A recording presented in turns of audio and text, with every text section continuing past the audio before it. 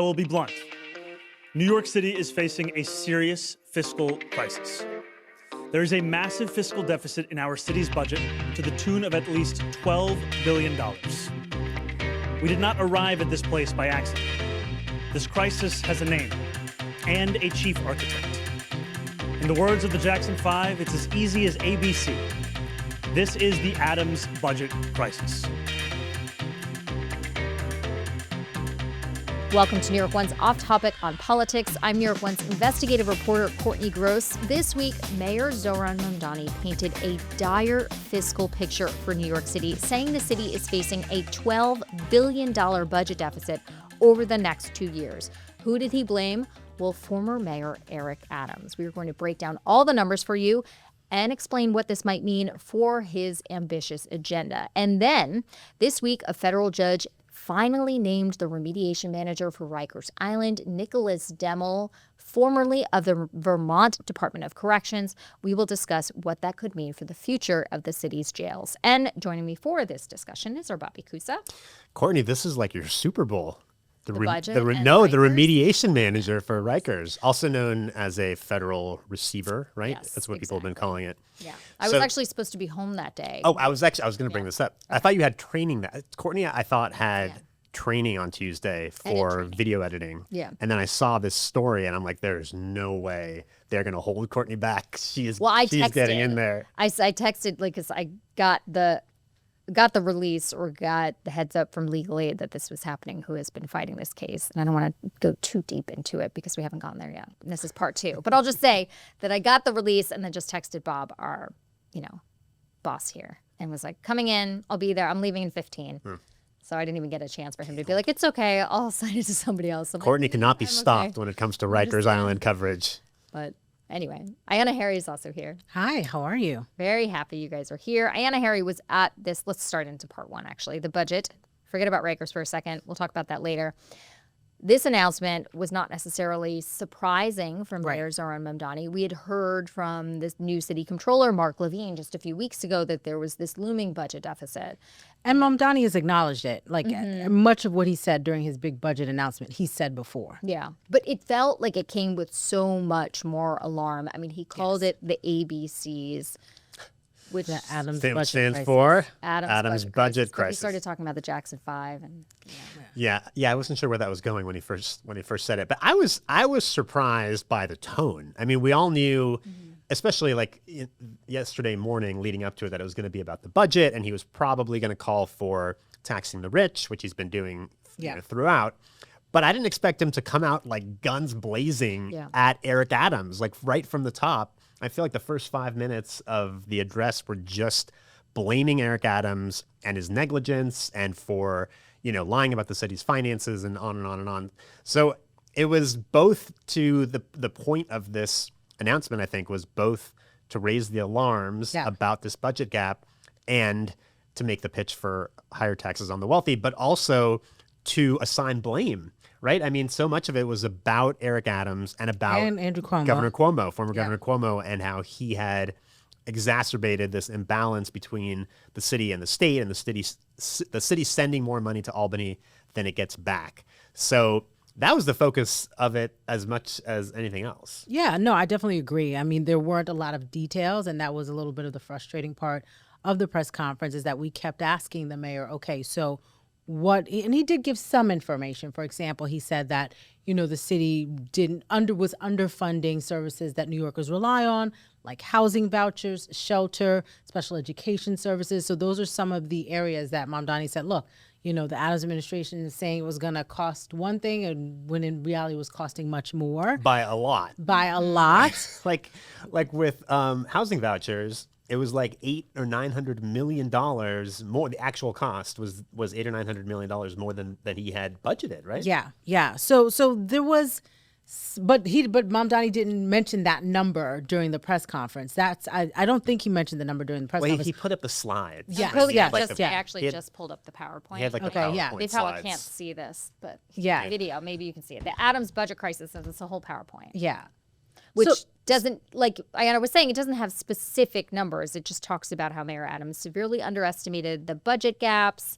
I mean, this year, which is fiscal year 2026, which ends at the end of June, the budget gap that had been projected, I mean, he had said it was a balanced budget in November, former Mayor Eric Adams, that everything was great. He called it the best budget ever. He was adding new cops. He was adding this. And everybody was like, oh, this is great. Great. But now the New York City Comptroller is saying that the budget deficit for this year is $2.8 billion. The state comptroller is saying $3.5 billion. And while Mayor Eric Adams had said in November that the budget deficit for the next year, which starts July 1, was $4.6 or $4.7 billion. In fact, it's actually almost 10.5, 10.4. That's a huge difference. It's double. Yeah, it's kind of a lot. I mean, I don't want to. This was doom and gloom. No. I can recall the budget deficit pressers that we had from Mayor Bloomberg sitting in his blue room, and he loved a PowerPoint, Mayor Bloomberg, because he's a finance guy. So it's like he relished budget day. It was like his favorite day of the year. And those budget presentations from him, where he was cutting firehouses. I mean, this was during the financial crisis. I don't know if you were ever in these presentations, Bobby. Yeah. Like Ayana. And he raised property taxes. Oh my God, yeah. It was like scary. You were sitting there watching these presentations, and maybe because I was a Cup reporter and only 27, it really felt dire and scary. And you got the same vibe from Mamdani yesterday. Yeah, I mean, it is dire. And we cover all these budget presentations. I mean, last week we talked about the Hochul budget, but this was different. I mean, this was really... And it came out of nowhere. And I mean, we can talk about whether, he's overstating it and whether this is a ploy to try to, use his leverage to try to get higher taxes on the wealthy. But even if some of that is true, it is still a huge, huge hole. I mean, and not something that he was expecting to walk into as mayor. I mean, we're on day 28, 29 of him as mayor, and he's talking about massive cut. I mean, he doesn't call them cuts, but if these numbers are real, he is going to have to cut city services. He says he won't, though. Right. He's saying like that's basically going to be the last priority, and that is he just announced that there are going to be chief savings officers in every single city agency. Just saying that 5 times fast. But savings is a euphemism, right? Well, I do think that there was some wasteful spending under the Adams administration. Yeah. Mamdani spoke about this AI chatbot, which basically didn't work and cost $500,000. I mean, how much money was spent on robots or, metal weapons detectors for subway stations that never really worked, right? Yeah. So I think that there are lots of examples like that all around the city and different agencies that, people can say, we thought about this, we invested in it, we're really not using it, we can get rid of it. So I do think there's going to be some savings there. The big question is what is going to happen with this dynamic between the city and the state. So Mamdani continually calls for higher taxes on the wealthy. He defended it last week. He defended it on CNBC, which, their audience really doesn't like to hear that message. But Governor Kathy Hochul has said, I'm not raising taxes. We have all this money in the state budget. Times are good for New York State. The money is rolling. We don't need to raise taxes. So how he gets her to reverse on that seems like it's going to be difficult. And then what is the contingency plan if she doesn't reverse? Like, we didn't really hear that clearly articulated. Like he was saying, we need to change the imbalance. New York City sends more to the state than when we get back. And so my question to the mayor yesterday was like, well, what does that changing that imbalance look like? Is that the governor picking up the tab for more, city programs, the way she's funding the expansion of childcare? And, he didn't really have answers. So, I definitely get the alarm that he raised, and it's only been 28 days. I can get it. I'd be mad too. Like, you walk into this job and you find out, oh, wait a minute, the books are actually a mess, if that's what's really happening. But to have this press conference and not have a little bit more detail as to where, like, how we got to this and how you're going to get us out of it, it seemed a little premature. And it's the only, I'll give you a second, Bobby, but the detail that we do have is coming from the city comptroller, Mark Levine, who put out this presentation, what was it, last week? Last week. And if you go to his presentation, it shows that the gaps for the coming year and this year are primarily from the city's rental assistance program. So that's going to be city FEPs that the city council voted to expand greatly the eligibility for. And even yesterday, Mamdani was Adams had been fighting the expansion of that eligibility so that it wouldn't necessarily, the proposal was that it would include anyone that was at risk of losing their apartment. So anyone that was potentially about to go to housing court, when now it's used, or it had been used, for people who had been in shelter. So the great expansion of that program is going to cost the city a lot of money. Adams had been fighting it. Mamdani has not said whether he's going to continue fighting it, really. He's kind of dodging and saying that they're negotiating right now. Anyway, that's a huge price tag. Chronic under-budgeting, we don't even know what that means. Like, chronic under-budgeting, what? Class size legislation is costing a lot more money than they said. The asylum seeker crisis is costing a lot more money. I think overtime in general, which is always an issue with the NYPD. They always under budget the amount of overtime that the NYPD is gonna end up using. And the mayor was asked specifically, like, so are you going to try and cut NYPD overtime? And he said that that's not something that he is, particularly focused at. Tish has got him on a tight leash. And then there was the other thing with, which I think is in the comptroller's report about spending on students with disabilities, which is a huge. These are all things. That was the point I wanted to make. Is that there is no way Mamdani wants to cut any of these things. These are like core city services. Right. But I was going to say, I think part of what he was doing. I mean, in his defense. Yes, the point of his announcement yesterday was not to say, this is the budget and this is how we're going to fix it. I mean, they have to come up with a plan by February 17th, I think, is when he puts out the real budget presentation. I think this was more of a messaging thing. He was saying, we have a problem, and he's trying to communicate that to the public, to everyday New Yorkers, I think in part to try to create a groundswell of support for higher taxes. I mean, although that does already exist to some extent. It wasn't about, this is how we're going to solve it. It was more like, this is a problem. And by the way, it's the last guy who's responsible for it. So, I mean, it is kind of understandable given what he was trying to do that there wasn't a lot of detail.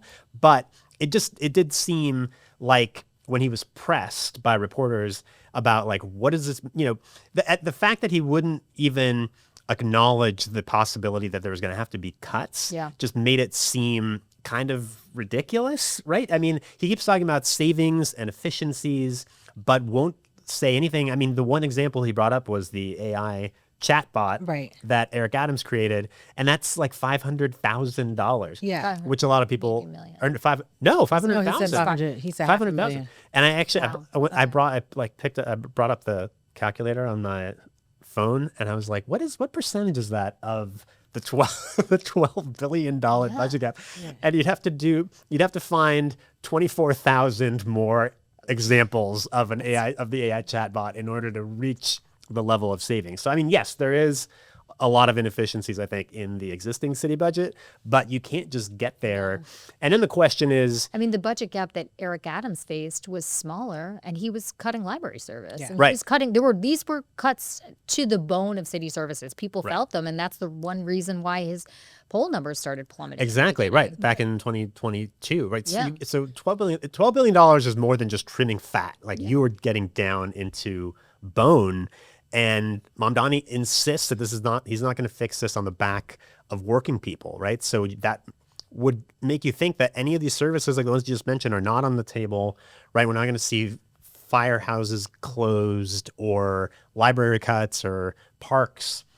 Although, then I would also point out that and another reason why I think this is real is because Mamdani doesn't want to have to walk back his campaign promises, which is what he's now having to do. I mean, we already saw a little bit of that yesterday, including on Inside City Hall with Errol last night. He said Errol asked him about parks and the lawyers, the hiring of lawyers, right? Hiring more, and Mamdani had pledged to make the parks budget, I think 1%, right, of the overall city budget. Yeah. And he kind of hedged and he said, well, that's the goal, but basically, I'm paraphrasing here, but he's basically saying we have to deal with this crisis first, and maybe we get to those goals over time.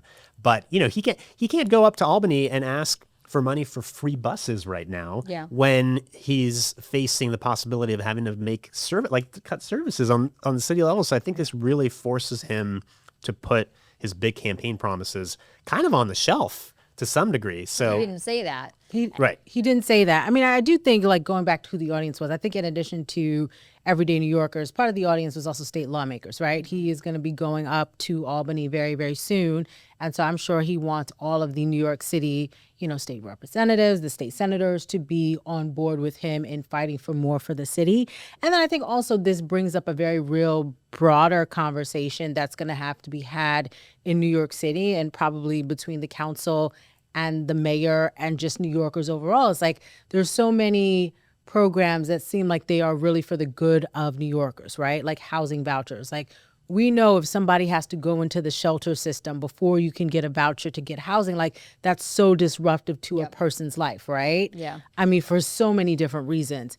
But the cost of funding that is also great as well, and finding the balance. And in some ways, Eric Adams was maybe right? Because he did sound the alarm and saying the way in which the council wants to expand this program, we cannot afford it. Like Eric Adams was straight up about that. And so, but there was this push to move it forward because it's good for New Yorkers. And I am not, arguing against it being good for New Yorkers. But as we continue to look at other programs that Mamdani wants to bring to the city, we do have to be practical and think about what is the real cost. Is this 2% tax hike on, millionaires and billionaires really going to solve it? So I think that that's a part of the conversation that needs to be had. We want to have more greater, take care of New Yorkers better, but it's not free. And you reminded me when you brought up the city council. I mean, I don't know about you guys, but one of my first thoughts when Mamdani launched into this whole thing yesterday was, wait a minute, how can you blame Mayor Adams when there's all these other actors involved, right? Like the city council negotiates the budget in tandem with the mayor. And of course you have the city controller and the state controller. Like there's all these, and the independent budget office, like you have all these eyes on the budget.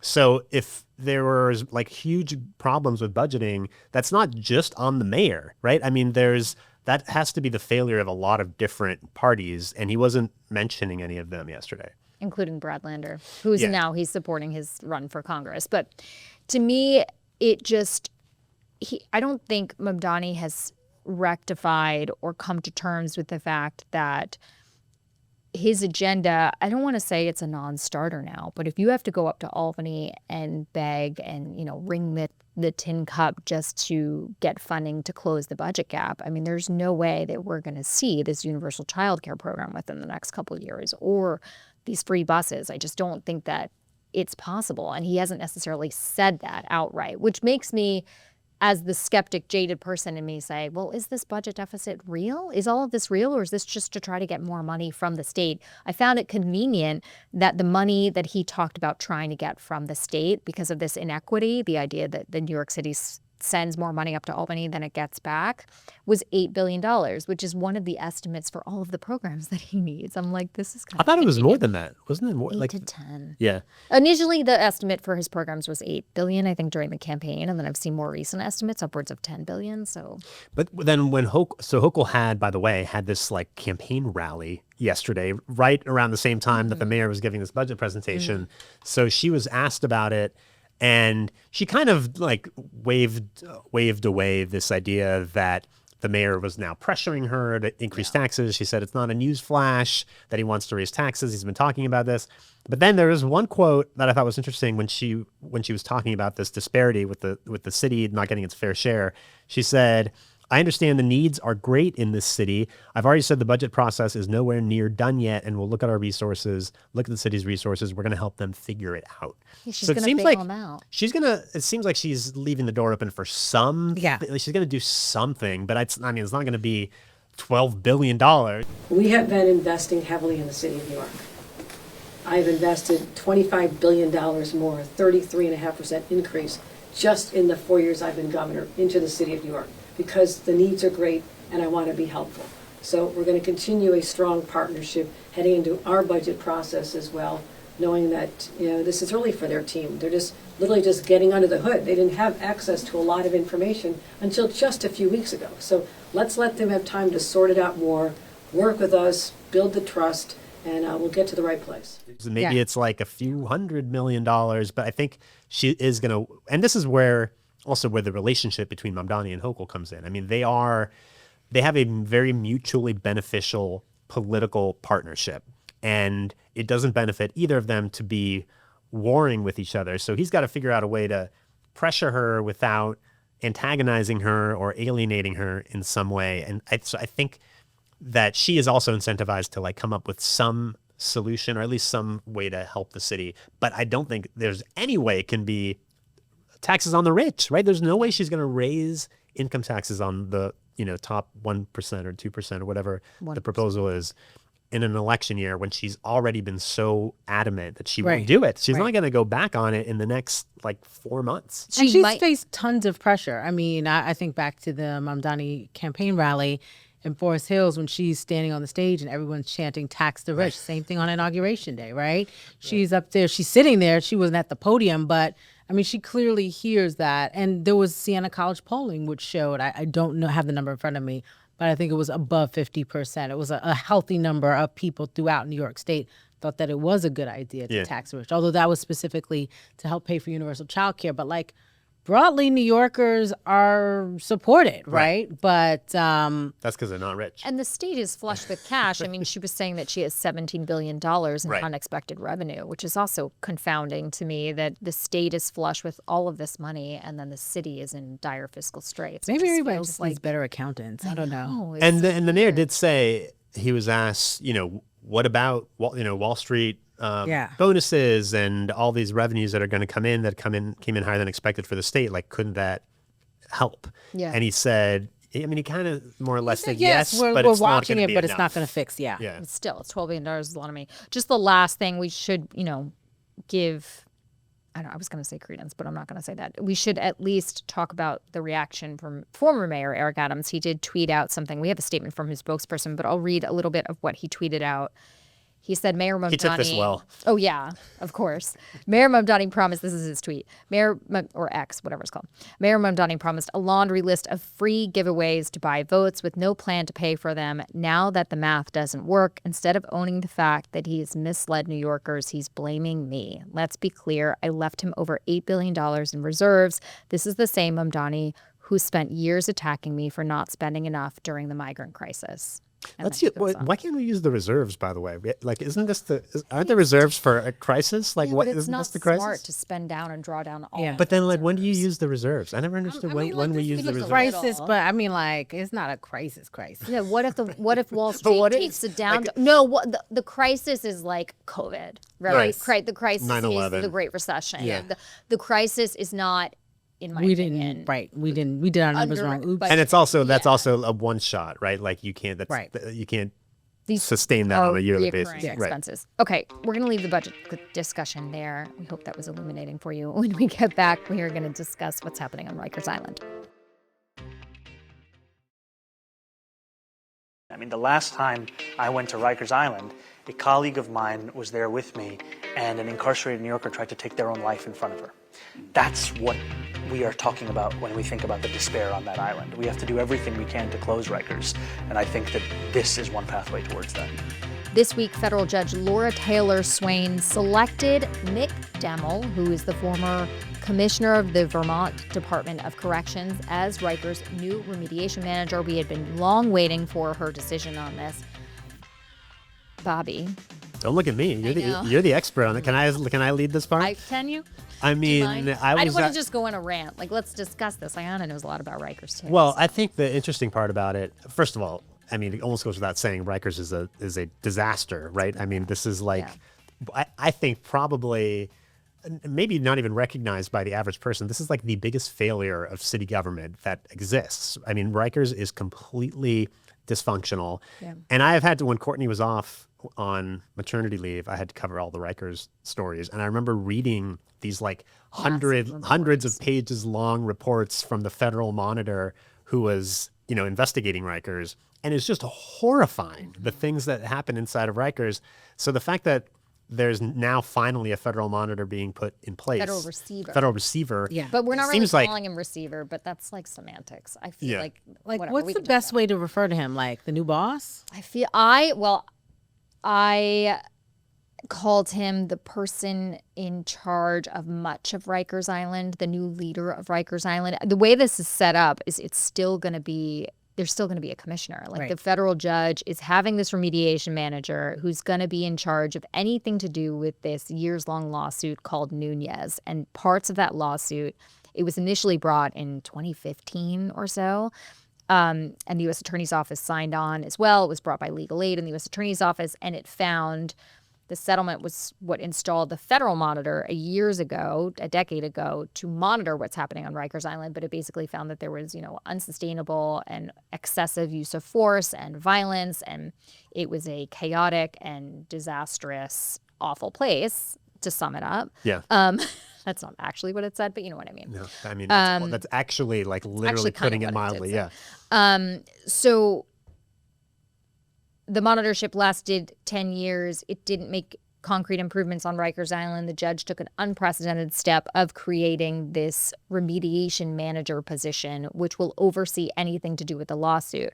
And I keep on going back and forth with people at DOC or other stakeholders about how much control this person really has. And the lawsuit, like the elements of the lawsuit that he will be in charge of are like use of force, of how to make sure that detainees get to clinic on time. Like, how do you escort people around? How do you house people? So sure, you could say that it's specific and he is only going to be overseeing parts of what happens on Rikers, or you could have the opposite view like me, where you can interpret all of those parameters as like everything that Right. happens I mean, on I Rikers. thought he had like, free reign to like turn Rikers upside down because he's not bound by a lot of the limitations, right? Right, That like the that they union- were before. So he's empowered to do everything the commissioner does. So he's going to have the same powers as the commissioner, but the commissioner's still going to be in place, right? And the order says that if he needs to get rid of or toss out a contract or law that's impeding his ability to fix things on Rikers Island, then he goes to the judge and asks the judge what to do. And the judge, one would assume the judge is going to side with him and allow him to tear up the union contract. That's the fear that most people have, is like, is that going to be one of the first steps here? Because there's so many things within the COBA's contract, the Correction Officers Benevolent Association contract, that allow them, for instance, unlimited sick time. Right. One of the big examples is seniority is huge. So if you've been a correction officer for a long time and you don't feel like having a post inside a housing unit, and there's supposed to be 2 officers in every housing unit, but you're like, Rikers is an awful, dangerous place. I mean, correction officers are putting themselves on the line. Not all of them are bad apples, right? And some of them get stabbed and feces thrown on them and lots of awful things. So, reasonably so, some of them want to be like, actually, I'd rather work in headquarters as like a receptionist and answer phones all day. And that's allowed under the contract. But it means that we have this excessive amount of officers doing administrative work when they really should be, if you're a correction officer, on a housing post or a post somewhere on Rikers. So there's all of these things that are within the contract that impede the workforce to detainee ratio, or just the way that Rikers operates. Now I'm getting really in the weeds. So wait, but tell us, so the new guy comes from Vermont. He's Vermont. And he was a CIA officer. So he was a CIA. His name's Nick Demmel. He's 38 years old. He's younger than me, younger than maybe all of us. Wait, did you end up applying for the receivership? No, actually. But I'm sure it's going to be lucrative. It's going to make a lot of money. We don't know yet, right? How much he's going to... They're in the process of negotiating the budget now. And when they post the budget on to the court, it's going to be under seal, which is something that I find wrong and inappropriate. And hopefully they will change their mind and release it publicly at some point. But a lot of this, like for instance, he's not even allowed to hold press conferences or testify in front of the city council or take your phone calls. Sure. Technically, no. We'll see about that. Technically not. He's not allowed to talk to the press publicly. And he has to have the judge's permission to do all of these things. So we're not all of a sudden going to be seeing press conferences from Demmel all the time, even if I, protest and write a letter to the judge or something. She's never responded to me anyway, no matter how hard I try. I forget the rest. Oh, so he's from the Department of Corrections in Vermont. He ran that system for 4 years. He was a CIA officer before that in Afghanistan. I've heard he's done some interesting things over there. I don't know the exact details, but hopefully I'll get them. And then he was also an aide on Capitol Hill to Senator Dick Durbin from Illinois on the Judiciary Committee, obviously a high-ranking Democratic official. and he has his law degree. So he has this very interesting resume. When I talk to correction professionals nationally, they're like, this guy's young, and like, yeah, he led a system in Vermont of only about 2,200 people, which is much, a third of the size of Rikers right now. But he's got all this other interesting experience that will really, hopefully, help him succeed on Rikers, even though it's been impossible to. Well, and what's interesting to me too is like the politics of this. I think actually the timing works out well because you had Mayor Adams who was resisting any kind of reforms at Rikers, or at least resisting the federal government coming in and taking. He wanted to maintain control of Rikers, which I never understood. Mamdani comes in and he's willing to cooperate. And to me, like if I'm Mamdani, this is great. This is a huge problem, Rikers, and you're totally outsourcing it to this other guy who's like supposed to fix it, right? I mean, I think he's. To me, it's a no-brainer, and that's what he's saying, right? He's saying he's going to collaborate with the receiver, whatever we're calling him, the mediation officer, manager. And and Mamdani does not. He hasn't actually appointed his own correction commissioner. No, we're still waiting for that. But that person will like defer to the new. In receiver, theory, right? But we don't know. Like we don't know how this is going to work. You'll talk to people that are closely aligned with City Hall, and they'll say, well, the commissioner is still going to have lots of power and they're going to do it all together. And then you talk to, people who are perhaps more aligned with the court and the monitor and the receiver, and they're like, well, no, the receiver has unlimited power and is going to, tear things up about what's going to happen on Rikers. A lot of this is just going to be trial and error, and we have to see what's going to happen. And then the other question is Rikers going to close, which is kind of, it's just kind of happening. I mean, that's almost a separate track. That is We're in totally 2026, different. so the deadline is next 2027, year. yeah. It's Clap. Let's get August this of 2027. It's supposed to close, and obviously there's no way that's going to happen. So that's going to be something that the council and the mayor are going to have to deal with this year. I would think one of the first things, and set a new deadline, because the Brooklyn jail is not going to be done until 2029 at best. Manhattan not till 31 or 32. Same for the Queens and the Bronx facilities. Like, it's so behind schedule, and they could blame COVID and all these other reasons. But Rikers is going to exist for at least the next 5 years, I would guess. But who knows? We'll see. I think that's going to do it for this week's episode. You can always watch us on Inside City Hall Monday through Friday at 7. We love your feedback. Send us an email at yourstoryNewYork1@charter.com. You can subscribe to Off Topic wherever you get your podcasts. And if you like what you're hearing, leave a review. Thanks to our producer, Anthony Roman. Thanks for listening, everybody. We will see you next week.